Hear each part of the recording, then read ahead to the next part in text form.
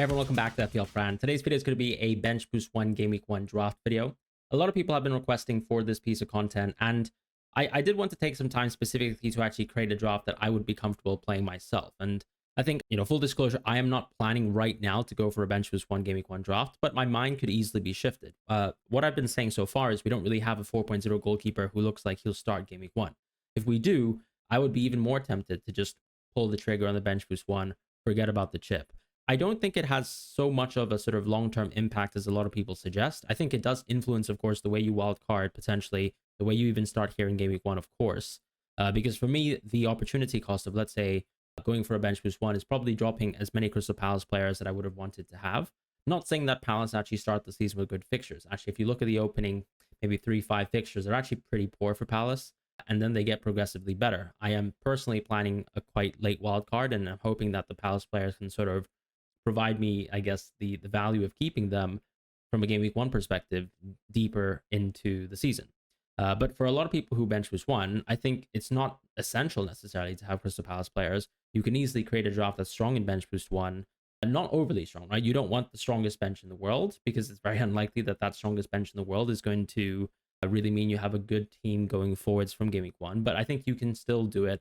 What I will say right now is, what are my kind of cons against it? I would say it's things like, I'm not sure if I prefer rotation pairs and goalkeepers compared to, let's say, Sanchez as a standalone goalkeeper. In other positions, I think some of, let's say, the opportunity cost of spending that additional money within the goalkeepers, or let's say the additional money getting a bit of a stronger game week 1 team, but then maybe weaker defenders in the long term are there. Like, I think there are some defenders at the 4.5 price point who are really good, who will rotate well. These are players like Chris Richards, like Anderson, but they don't have a good game week 1 fixture, and it's very unlikely if you go for a bench boost 1 draft that you're going to find them in your team. So I still think there are pros and cons, right? There's a good amount of 4.5 players this year, and as long as you don't really pursue them as a consistent starting option, they're going to be solid. The same applies for, let's say, a 4.0 option as a 5th defender, especially from a bench boost 1 perspective, as long as you're spending enough money within your first 3 defenders, for example.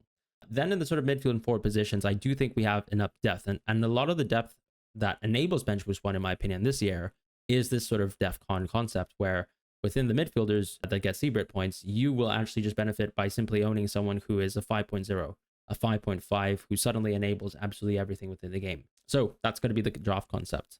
Before we actually jump into how the draft looks and kind of why I've selected the picks, I actually wanted to run through what an objective point of view would be, what an AI team rating would be. And we have Fantasy Football Hub's AI rating tool right now just to walk through. So I've just switched into the link in the description below. This is the AI team rating link.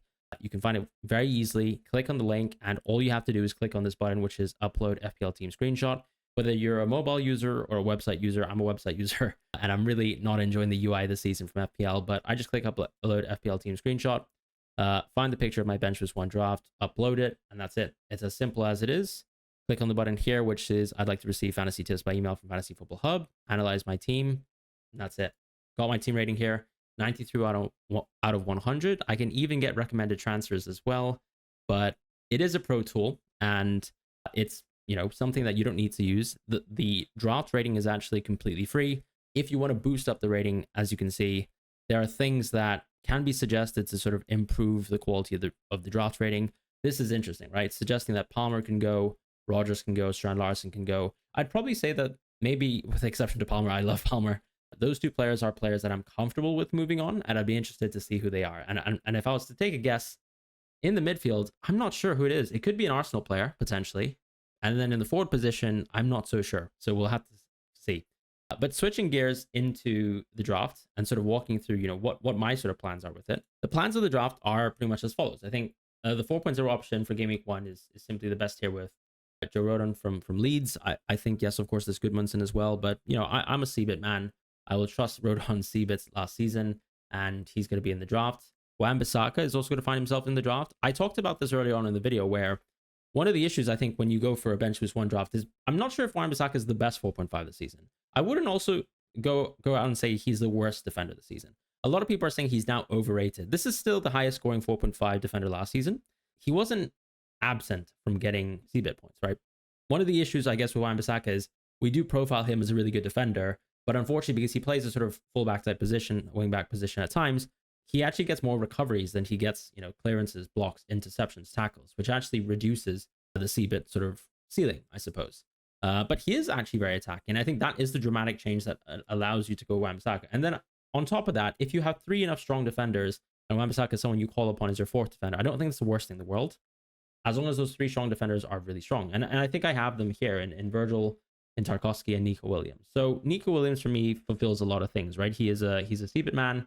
He's also got really good XGI, better XGI than Aina. I also calculated, going back to the numbers between Aina and Nico Williams. Nico Williams actually played, I think, 5 or maybe 4 to 5 less 90-minute games than Aina.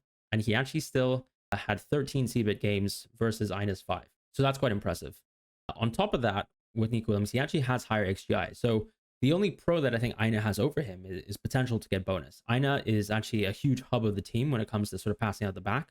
So racking up those points is kind of like how Saliba sometimes has a bit of a bonus edge towards a Gabriel, for example, within the Arsenal team, because he just is a bit more of a hub for the team. He gets more passes, most likely going to hit those sort of passing metrics that allow him to get the maximum bonus points in kind of game states where maybe they're winning 1-0 and nothing crazy has happened. So that's the main difference there. But I think Nico Williams does trump him.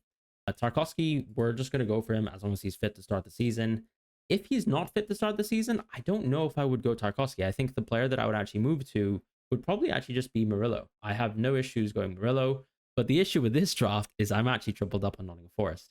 So that's the problem here. In terms of, let's say, another option to Murillo, I think you can go for Branthwaite, but I'm not sure if he's really worth the 5.5. What I've noticed with Tarkowski is he really does have a huge gap in terms of the sort of percentage chance per game with the amount of average CBITs he gets compared to, let's say, the next best player at an Everton, right? So we might start the season with something like Jake O'Brien, center back, alongside Branthwaite. We might even have a back 3 potentially. That can have an impact on things, but Tarkowski is just that much better than the next peer.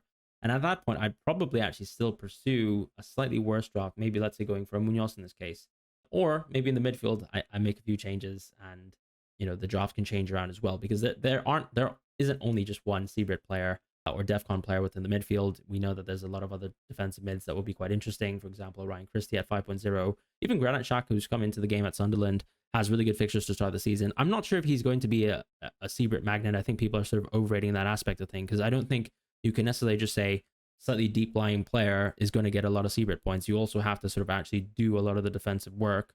Whereas I think Xhaka is more of, I guess, a deep lying playmaker, but I'm not sure if he's amazing at CBIT points. Who knows? He could even be on penalties, which I think is a huge shout, but he could be an interesting option, right? And you have options, and I think that's the key point there, and a really, really good floor.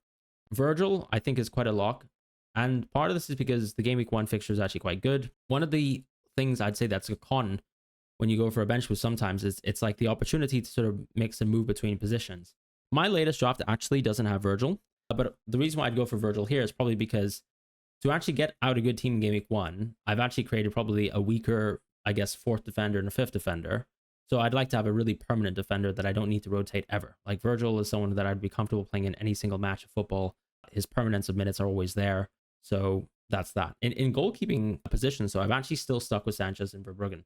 Verbruggen doesn't really do anything outside of Game Week 1. And unfortunately, I think that is the slight con of this draft that I haven't really been able to sort out, because when you look at the best goalkeeping pairs of the 4.5 position, the 4.5 stack per se, it is this sort of pairing of the Bournemouth goalkeeper, which we still expect to be quite good despite all the defensive outgoings, because they've actually, in theory, sort of maybe gone for an equivalent quality goalkeeper, and then unfortunately lost a couple great bodies on defense, and they might still lose Zabani. But, they already have a really bad game versus Liverpool, and then you're rotating with much worse goalkeepers like a Kelleher and Areola, where when you just go for Sanchez, and Sanchez is standalone, he's amazing. Verbruggen doesn't really help you out up until like maybe Game Week 7. That's where Chelsea have probably their first bad game of the season, I would say, which is going to be Liverpool at home. In that game, Verbruggen has Wolverhampton away. So I think that's, it's not the best rotation in the world, but no one really rotates with Sanchez because Sanchez just has really good fixtures. So you don't really need rotation. I just think, am I willing to sacrifice 0.5 if I'm just going to press the bench boost button? Probably. I wouldn't be going into a bench boost with a 4.0 goalkeeper just to bench boost. So that's kind of my thoughts. I'm willing to use that 0.5. And as you can see, compared to some of my other drafts, I'm willing to take that 0.5 away from a Murillo to a Nico Williams downgrade to enable that. In the midfield, this is still the core of a lot of the midfields that I've been working with, right? The players that have always been a lock for me are Salah, are Palmer.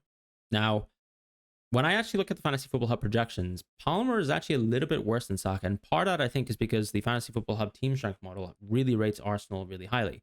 And when I was actually looking at some of the sort of bookies odds for Arsenal, I can see that actually they're implying that Arsenal is going to have a valid sort of increase in terms of the attacking output. But I tend to still like Palmer, right? Because I think there's no uncertainty over the penalties aspect of things.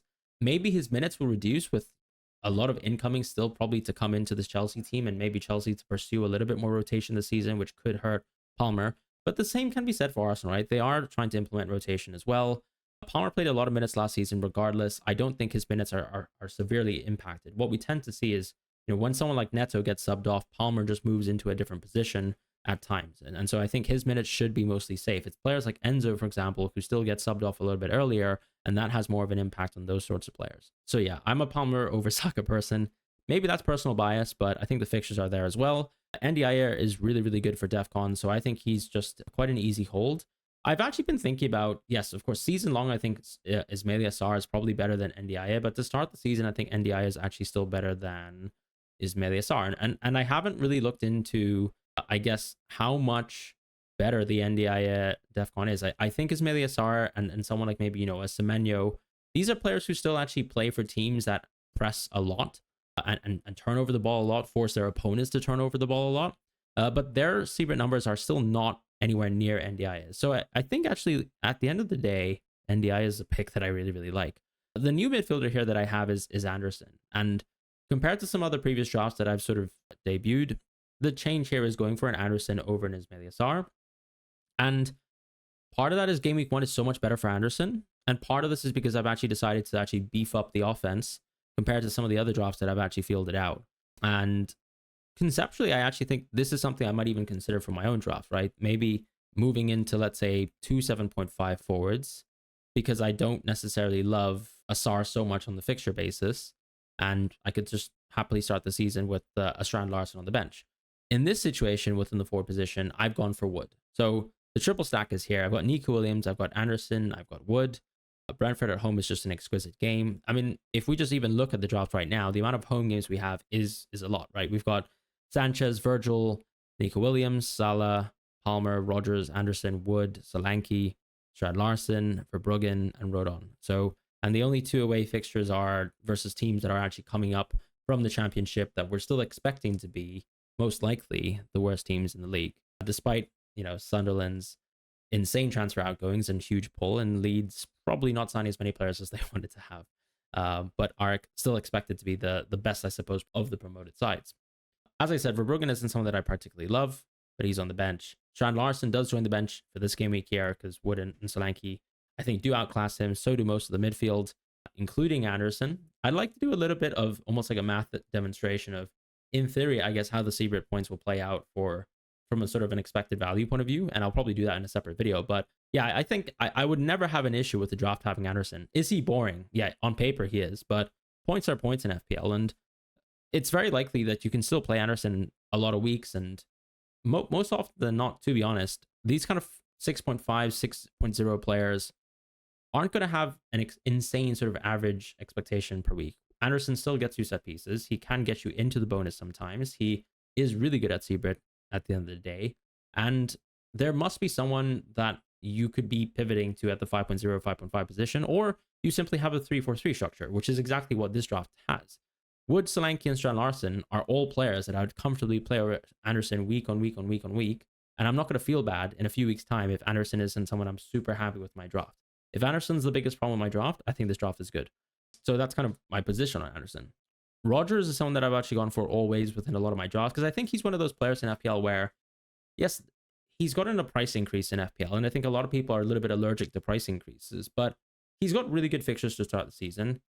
In a way, this is a pick that can never go wrong, because if it goes wrong, you can always pivot to someone at the 7.0 position. You can always pivot to someone at the 6.5 position, and I doubt Rodgers is going to get price decreases, because the fixtures are so good, it's so unlikely that anyone would really want to sell him unless he's injured, of course. So that's kind of the concept of the draft. I think, yes, there are some cons, right? Spending that additional money on Verbruggen, maybe, let's say, the balance of, I guess, inability to move into these kind of 8.5, 9.0 type players is there. But I think all the players that I've picked in the absence of those players are strong picks that will play every single match as far as I can see. A Wood, for example. We've seen Wood now tested within different sort of preseason lineups for this Nottingham Forest team. His minutes last season were exceptional. If anything, Nottingham Forest continued to sort of churn out attackers and sell them as Wood stays, and he's been a consistent part of the team.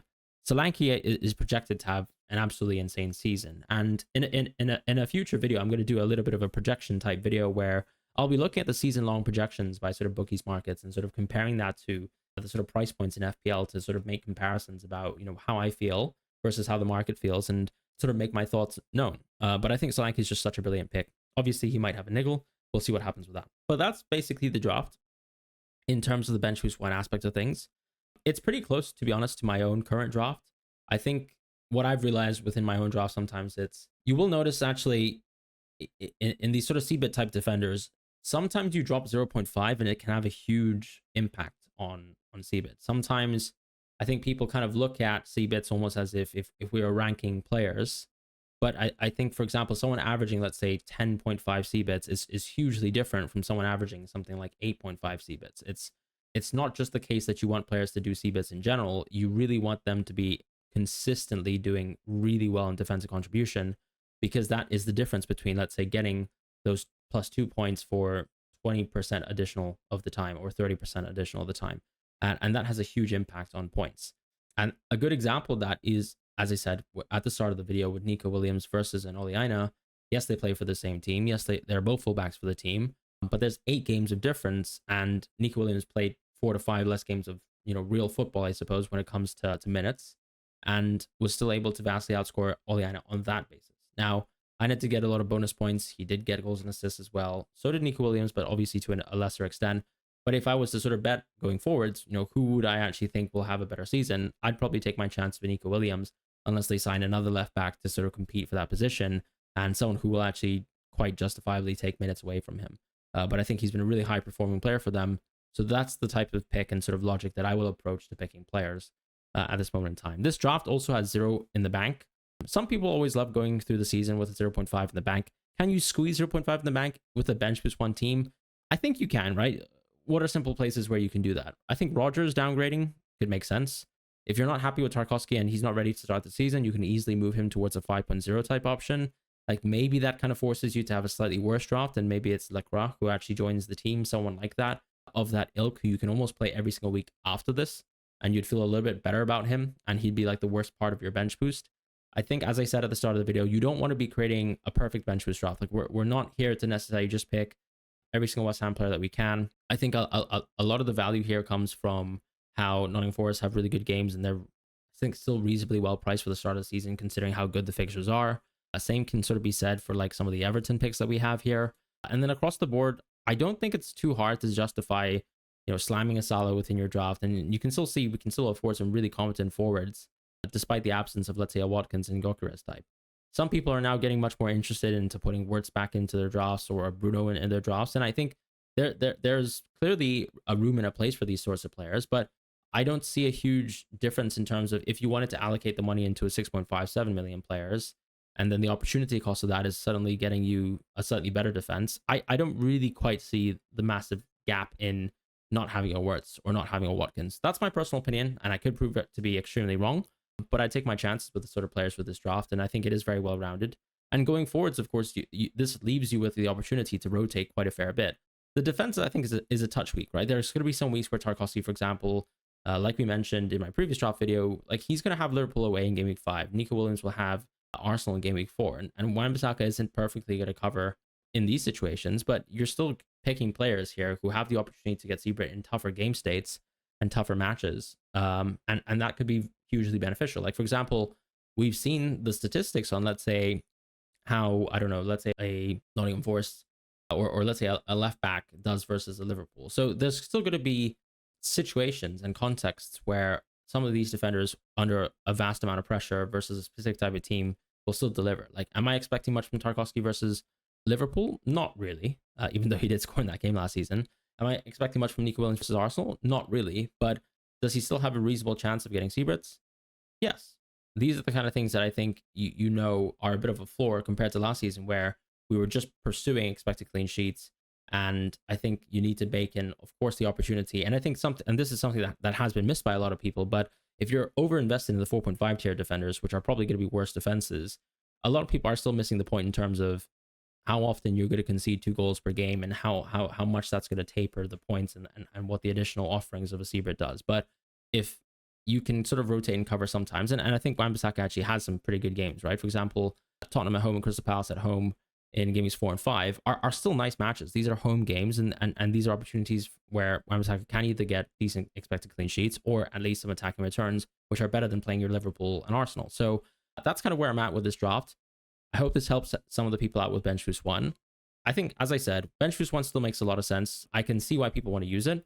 In theory, I think it's the least valuable chip in FPL, and it's the one that we should try to apply the least amount of over meticulous planning over, because it is just really something between maybe spanning between 7 points to 20 points. I did bench 40 points last season, 40 points last season from 4 players. Yes, I don't aim to do that ever again. And that is, I guess, the theoretical ceiling of a bench, but we very often never even come close to hitting that. And as good as your bench can look, that is still going to be the realities of playing FPL. So do you need to almost create the best Bench Boost 1 draft for the purpose of Game Week 1? No. Is this a strong Game Week 1 team? Yes. It's also rated, as I said, a 93 by the My Team AI rating tool. And I haven't even, for example, told the tool that I'm planning to bench boost in Game Week 1. So clearly that's something to think about, right? How the tool works is it kind of looks at, in the future, if I'm forecasting ahead, how is this team going to perform week to week to week to week for the first maybe 6 or 8 weeks? And a good rating in just generally suggests that this team can survive, right? If you're constantly sort of living in the 90s, I think that's a good position to be in. A lot can change in the Premier League season, and a lot will change. A lot of the models react very, very quickly. So will the AI tool. So as long as you're living within that range and territory, I think you're in a good position to sort of be quite malleable. And this draft has all the opportunity to do that. You probably still need to sort of build up 2 to 3 free transfers to be able to then move into, if you're suddenly feeling like you're really missing out on a 9.0 player, those types of players. But so far, I still feel like it's not necessary to sort of leave room for that. I think if you've missed the boat on Watkins, you kind of missed the boat in Game Week 1. If you missed the boat in Gyökeres, you don't really need him after Game Week 2. And the same goes for Wirtz, where Liverpool's fixtures actually only really get better as the season progresses. So I still think that there's breathing room where if you're going for players like NDI, like Wood, like Solanke, who are slightly cheaper but have much or really good fixtures on paper anyways, sort of compete against that, you're still going to be comfortable saving a few transfers in Game Week 1, Game Week 2, and Game Week 3. And then you can kind of hit all things blazing in Game Week 4 and Game Week 5 when you actually rack up maybe 2 to 3 free transfers and hopefully you don't have any injuries or an Nkunku or a Kwanzaa. So that's kind of where I'm at right now. Thank you guys so much for watching. I'll see you guys soon. Take care and goodbye.